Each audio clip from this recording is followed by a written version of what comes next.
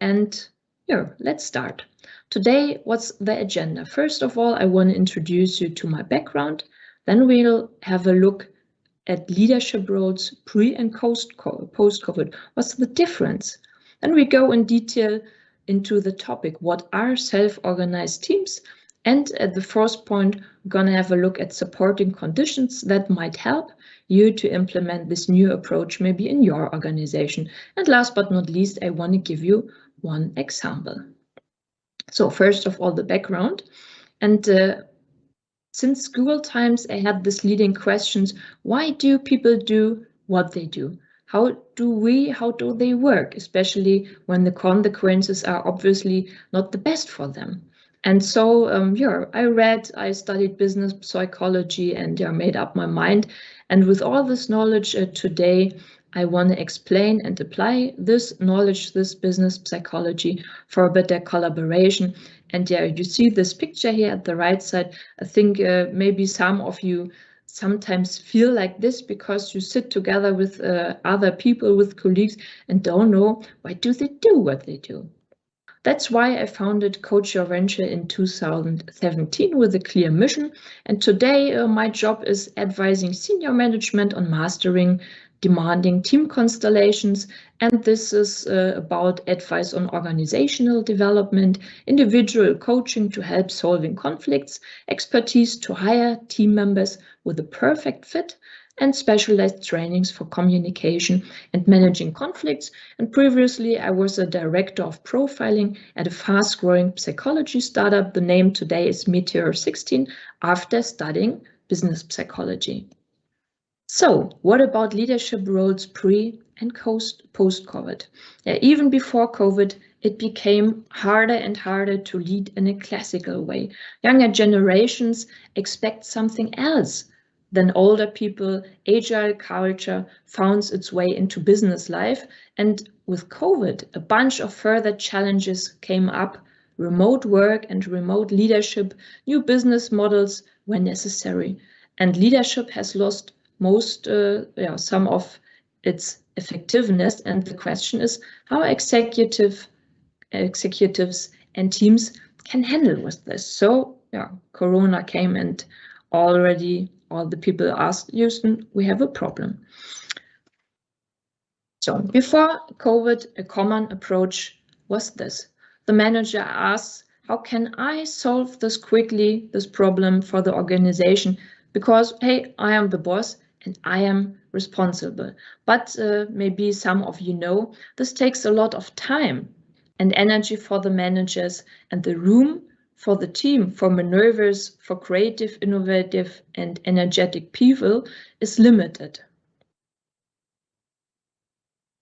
And maybe you know the saying, the opposite of good is good intentions, and you see the monkey, and it says, kindly let me help you or you will drown, fish, said the monkey, putting the fish safely up a tree. And this is a saying from Alan Watts, a British philosopher.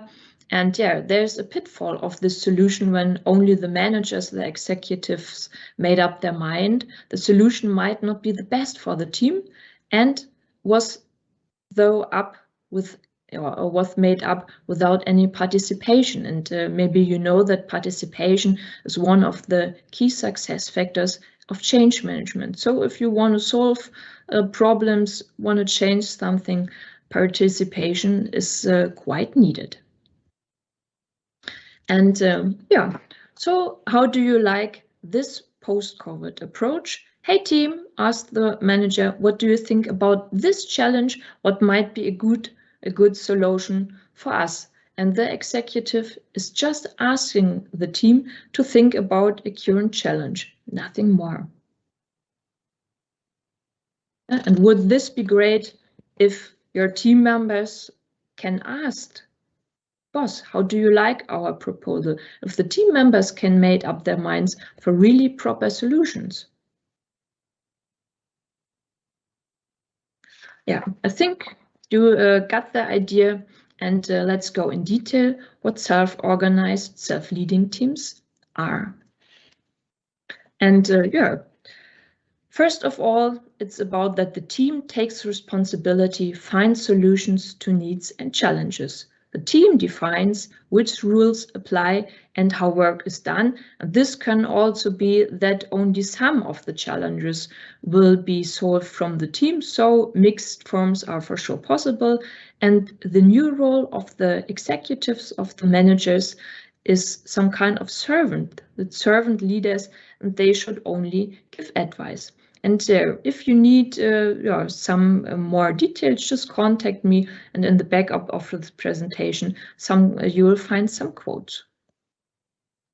Yeah, what's the benefit? If you do this, you have active, courageous entrepreneurship from team members. You have perfect fit solutions from specialists, for specialists from their area. And for sure, you have more time for the team lead.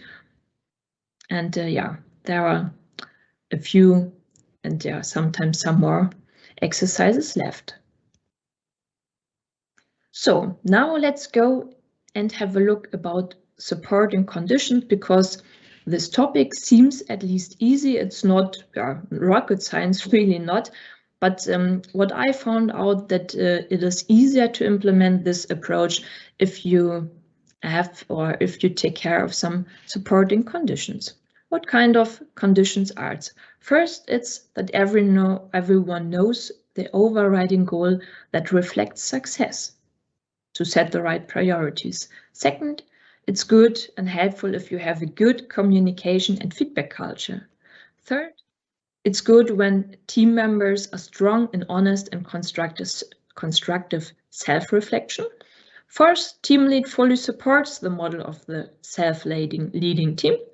Fifth, it's really helpful to have a good error culture. 6, it's good to have a realistic expectation management. 7, you need a project management in the beginning.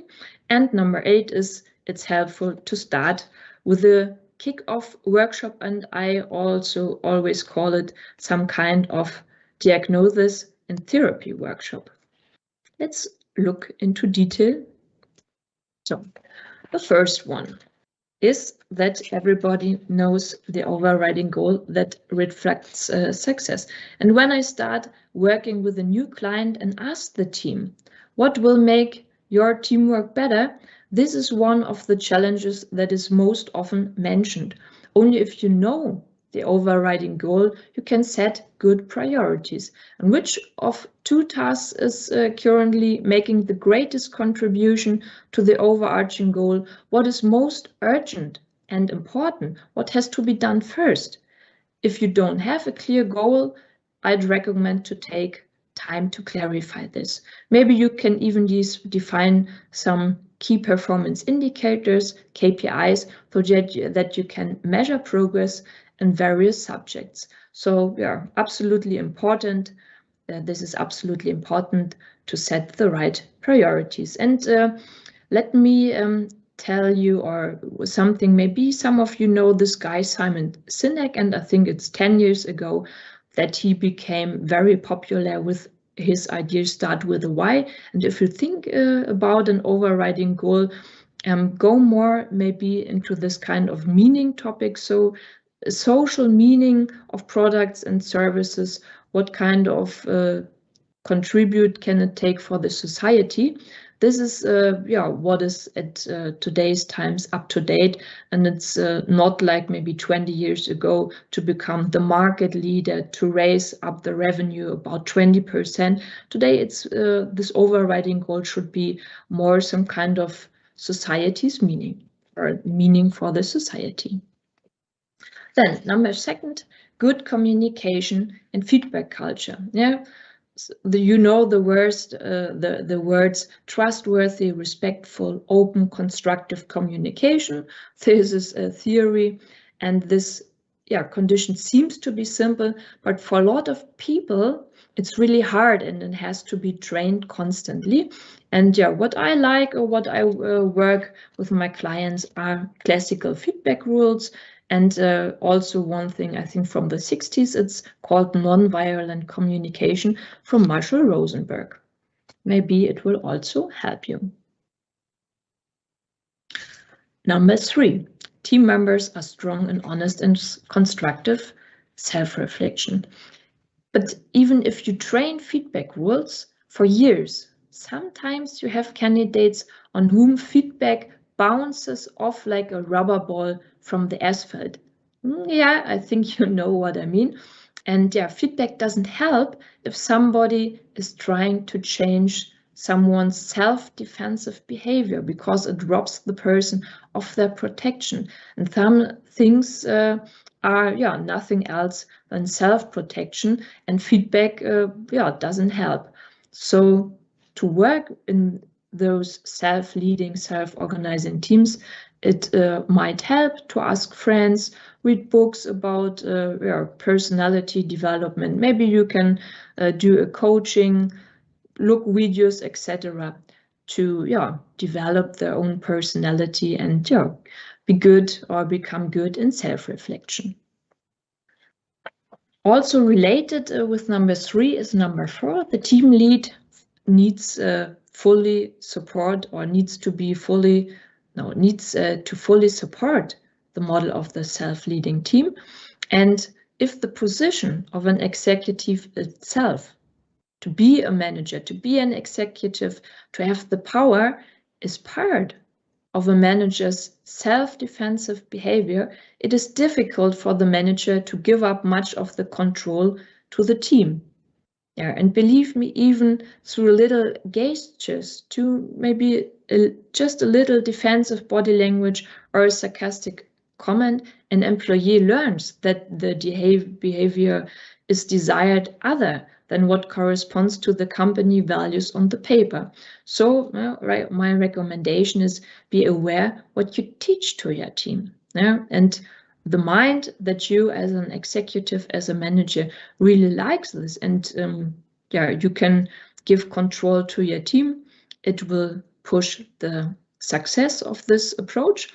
And if you feel disempowered, go back to number 3 and start developing your personality for today's time. Number 5, good error culture. Error culture is at least an old catchphrase, but still, and especially in post-COVID times, up to date and necessary for self-organizing, self-leading teams. Otherwise, there's always the question of whom is guilty for a mistake, and that breaks, as you can imagine, the team spirit. And I put 3 helpful questions for you for letting go. First is, what is the worst that can happen, and what will it cost? Do we learn from a certain mistake? And sometimes a failure is also a good opportunity. And maybe some of you also from the agile philosophy, there's this word MVP, minimum viable product. And there's a nice book also, I think about 10 years old, Lean Startup. And maybe this will help you to develop a good error culture. Number 6, realistic expectation management. And maybe you know, at least I know a lot of executives with a high dynamic. Once they have an idea, they like to implement it yesterday and not the day after tomorrow. And in order to be satisfied with a bit slower tempo, it's helpful to expect that the implementation of self-organized teams, and especially the solutions that the team provides, takes time. It's not so easy to exchange old habits for new ones.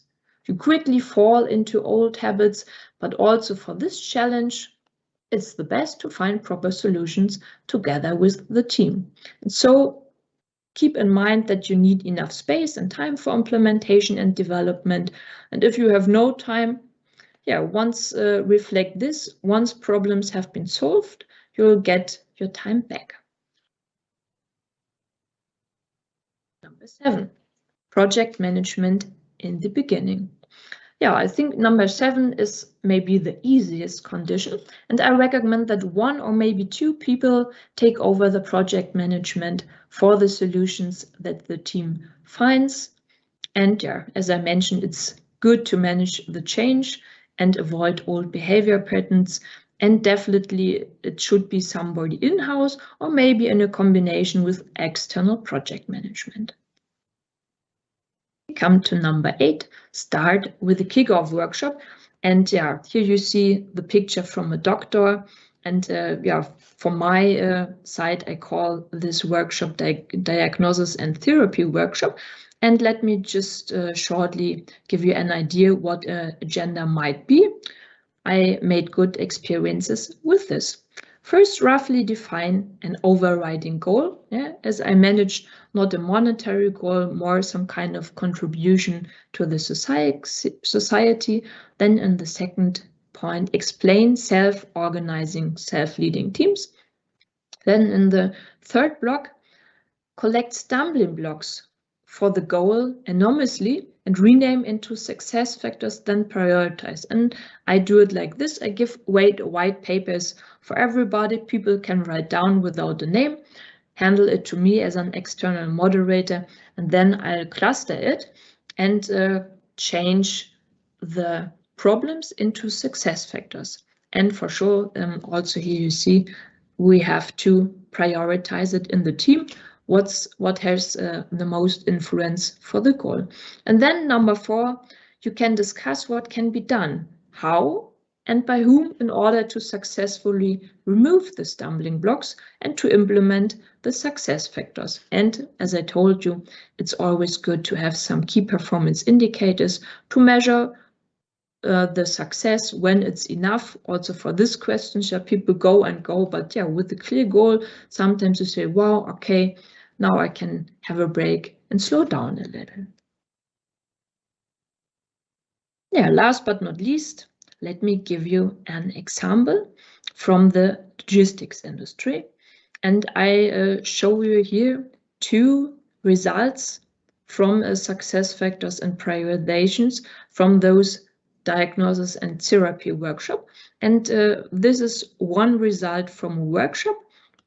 The first one that the team said what are some kind of the biggest stumbling block to change is to have clearly distributed responsibilities. The second one is that they wished for more common goals instead of working against each other. The third one is that they wished for some kind of constructive feedback culture, good communication in the office and to the outside. The fourth was availability of material that helps to fulfill their purpose from the company. Number 5 was clear goals and priorities. And number 6 was enough time for tasks and quality. And even they said, wow, okay, it will be gained by reaching 1 to 4. And you maybe see, or when you discuss in your company, I heard what I heard from friends is that they say, the communication in our company is so bad. But my experience that bad communication is always some kind of symptom from 1 and 2. So there are no clear distributed responsibilities, or the company doesn't have goals. And so it's some kind of goal crashing. What is more important? And this produces the bad culture. So 1 and 2 is more relevant to solve, and the communication will improve after this. This is one example, and let's have a look at this. It's nearly the same, and this is really my experience that the topics are similar in the companies. Here, 3 numbers. We have 3 pages, but summarized, you see this. This company wished clear goals and priorities. What is most important and urgent? It's a question, it's a Spedition from the logistics question. Is it more about the driver's safety, or is it that the driver fulfills his does his execution and brings the things from A to B? Number 2 is clearly defined responsibilities. And number 3 is optimal utilization availability of employees. So they have some kind of chaotic organization about the number, and also if somebody is on holiday or sick, sometimes there are people recognize this when the guy is not at his place. Yeah, then they wished for some kind of more we-feeling between the different departments, also appreciation and trust. And number 6, good communication. And here, yeah, you see the topics are similar again and again, and poor communication, as I told you, is often a symptom for unclear goals and responsibilities. And with this, some kind of insights, my recommendation is to start. And you see that the success factors, the conditions I told you are part also of these examples. But yeah, sit down with your team, ask them what can be done. And yeah, as a result, you will have a quick and deep holistic problem diagnosis. We have motivated and active team members. Yeah, and there's a kind of joy when they feel that they are improving their own work lives. They have new freedom. You have fulfilled individual success factors. Problems are solved from experts from your company. And yeah, finally you get success, especially you see higher productivity, increase of employee satisfaction on the base of financial success. And yeah, what I can tell you, just try this out on your individual challenges. Just ask your team, fulfill the conditions. And last but not least, for this half an hour, let me give you the summary. What are self-organized teams? The team takes responsibility, finds solutions for needs and challenges. The team leaders become advising servant leaders. The second block, to implement this philosophy, I recommend to fulfill conditions, i.e. everyone knows the overriding goal. If you don't have an overriding goal, just make a workshop for this. Honest and constructive self-reflection is helping. And yeah, start with the kickoff workshop, this diagnosis and therapy thing. And last but not least, enjoy the results. Active and motivated team members who take responsibility for themselves. We have perfect fit solutions for your individual challenges. And last but not least, better time efficiency. And yeah, more fun at work, and fun usually brings success. So thanks for listening. Good luck for implementing maybe this approach at your company.